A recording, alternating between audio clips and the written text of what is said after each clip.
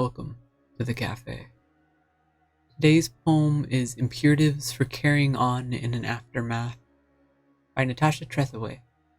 Do not hang your head or clench your fists when even your friend, after hearing the story, says, "My mother would never put up with that."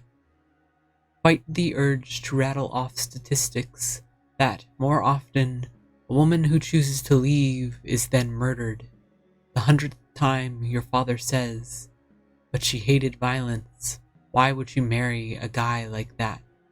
Don't waste your breath explaining again how abusers wait, are patient, that they don't beat you on the first date. Sometimes not even the first few years of a marriage. Keep an impassive face whenever you hear, "Stand by your man," and let go your rage when you recall those words were advice given to your mother. Try to forget the first trial before she was dead, when the charge was only attempted murder.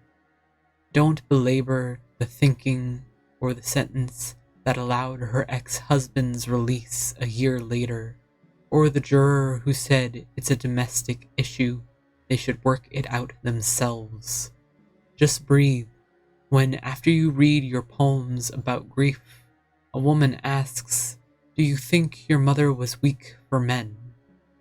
Learn to ignore subtext.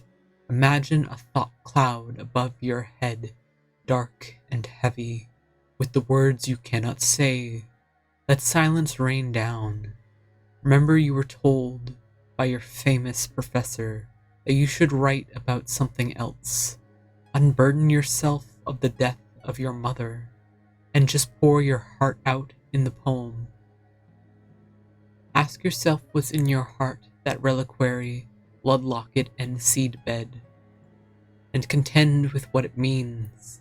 The folk saying you learned from a Korean poet in Seoul, that one does not bury the mother's body in the ground, but in the chest, or, like you carry her corpse on your back.